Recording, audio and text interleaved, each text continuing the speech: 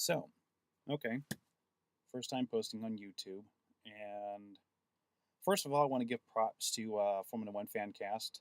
Sorry, I can't remember your name right now, but I would say definitely you're the inspiration for doing this video, as you have not done an off-season video yet talking about all the goings on and everything that's up and coming for 2010. So, I'm throwing this piece of junk together for you to contemplate and think about. And for anybody who wants to comment on this, I would love to hear your comments. If you just want to get on YouTube and spew a bunch of hate and junk and garbage and you're stupid and you're an idiot and you're this, that, or the other, spare me. If you want to talk about things or express your opinion, even if you disagree, great, love to hear it. So, I guess for me, the most interesting thing as one tiny little fan in the Pacific Northwest of the backwaters of America is the biggest rule change for 2010, which is the no refueling. I haven't really made much effort into researching what the rationale behind that rule is. But honestly, this is just my personal opinion. I think it's another galactically bad decision by the FIA and a long line of galactically bad decisions in an attempt to slow Formula One down and make it more competitive. But they have a history of just being brain dead and stupid.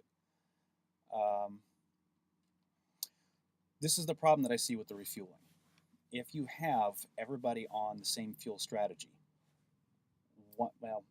first problem for me personally is just the lack of competitive fuel strategies.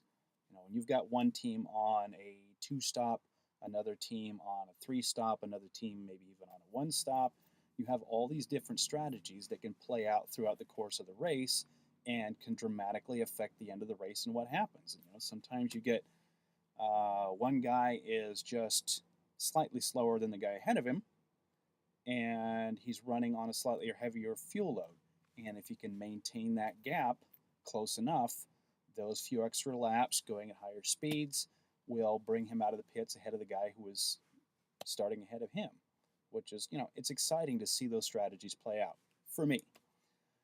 With everybody on the same fuel strategy, well, okay, you're going to end up with whoever's on pole will be slightly faster than the guy behind him, and because they're only pitting for tires, they'll probably wear their tires down about the same time, pit at the same time, and have the same speed coming out on their out laps, and it's just, where's the passing going to happen?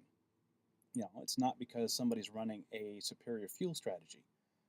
It's whoever's in first will more than likely stay first, and it'll just be a procession all the way to the end of the race.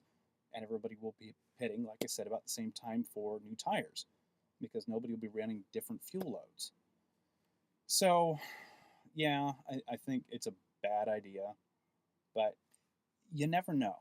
You just really never know. I mean, until the season gets here and we can actually see how the teams are going to cope with this, they may come up with something ingenious. I mean, everybody that works in F1 on the technical side of things are, the most talented super geniuses in the world of aerodynamics and engineering in the world.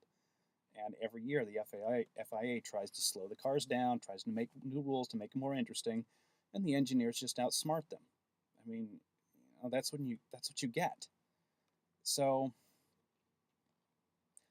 I will refrain from completely jumping to the conclusion that it's going to suck, because you always have to give them benefit of the doubt that they will find a way to make it interesting.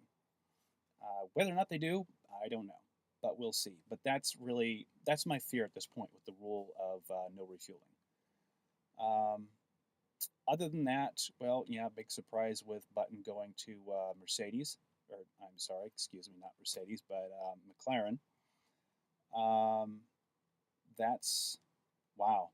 I mean, honestly, I can see them cleaning house. I mean, I don't know if Ferrari has the, shall I say, technical talent that McLaren does to build a car that Alonso can drive competitively against McLaren to win.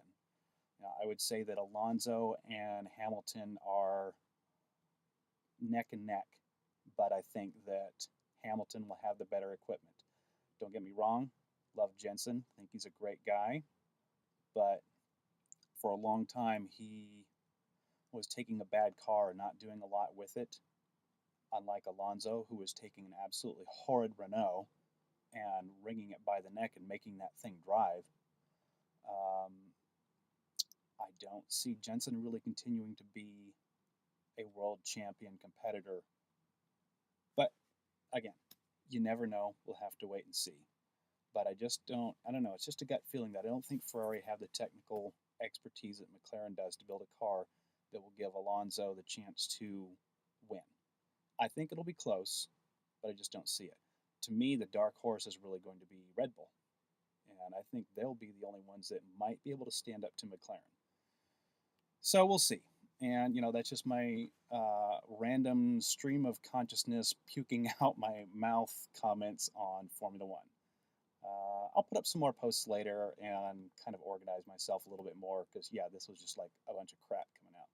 So anyway, looking forward to your comments. Thanks.